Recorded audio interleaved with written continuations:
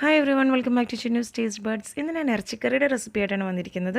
അപ്പോൾ വീട്ടിൽ ഗസ്റ്റൊക്കെ വരുമ്പോൾ വളരെ പെട്ടെന്ന് തന്നെ തയ്യാറാക്കിയെടുക്കാവുന്ന നല്ല ടേസ്റ്റി ആയിട്ടുള്ളൊരു ഇറച്ചിക്കറിയുടെ റെസിപ്പിയാണ്.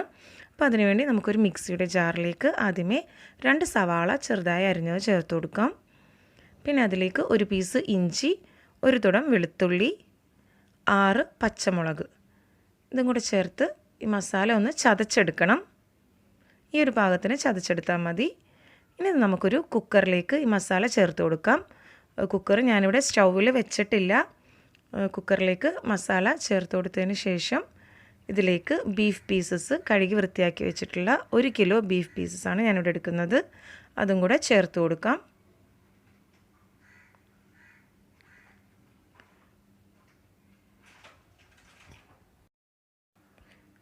അപ്പോൾ നമുക്ക് മസാലയൊന്നും വഴറ്റി ഒരുപാട് സമയം കളയേണ്ട ആവശ്യമില്ല. വളരെ പെട്ടെന്ന് തന്നെ കറി റെഡിയായി കിട്ടുകയും ചെയ്യും.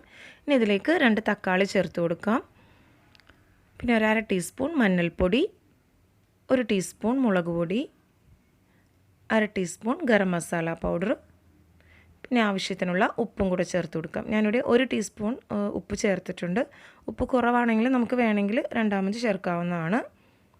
ഇനി ഇത് നന്നായിട്ട് കൈ കൊണ്ടൊന്ന് കുഴച്ചെടുക്കണം.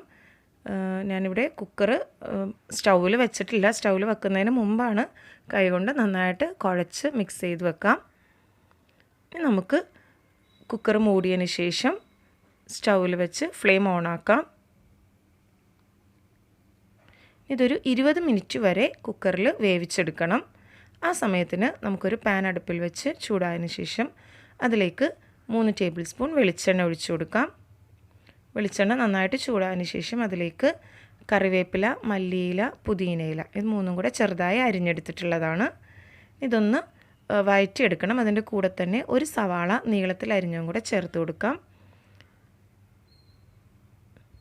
മല്ലിയിലയും പുതിനയൊക്കെ ഒന്ന് വഴറ്റിയെടുക്കുമ്പോൾ ഒരു പ്രത്യേക ടേസ്റ്റ് ആയിരിക്കുള്ളൂ നമ്മുടെ കറിക്ക്.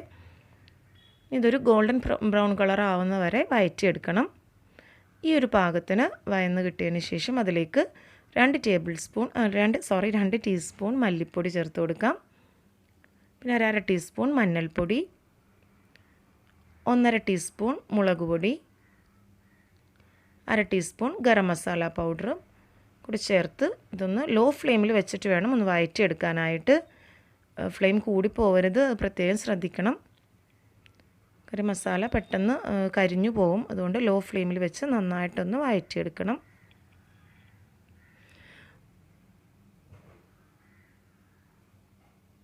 നല്ലൊരു സ്മെല്ല് തന്നെ വരുന്നുണ്ട്. കറി മസാലയൊക്കെ നന്നായിട്ട് മൂത്ത് വരുന്നുണ്ട്. ഇതൊരു 2 മിനിറ്റ് വരെ ഒന്ന് ലോ ഫ്ലെയിമിലൊന്ന് മൂപ്പിച്ചെടുത്താൽ മതി മസാല. ഈ ഒരു പാകത്തിന് നമുക്ക് ഫ്ലെയിം ഓഫ് ചെയ്യാം. ഇനി കുക്കർ 20 മിനിറ്റിന് ശേഷം ഞാൻ ഫ്ലെയിം ഓഫ് ചെയ്ത് വെച്ച് ഇതിൻ്റെ വിസിലെല്ലാം പോയതിന് ശേഷമാണ് ഓപ്പൺ ചെയ്തിട്ടുള്ളത്. ഇപ്പം നമ്മുടെ ബീഫ് പീസസൊക്കെ നന്നായിട്ട് വെന്ത് കിട്ടിയിട്ടുണ്ട്. ഇനി ഇതിലേക്ക് മസാല ചേർത്ത് കൊടുക്കാം. മസാല ചേർത്ത് നന്നായിട്ടൊന്ന് മിക്സ് ചെയ്തെടുക്കാം. ഇതൊരു 5 മിനിറ്റും കൂടെ നമുക്കൊന്ന് ഹൈ ഫ്ലെയിമിൽ ഒന്നും കൂടെ ഒന്ന് തിളപ്പിച്ചെടുക്കണം.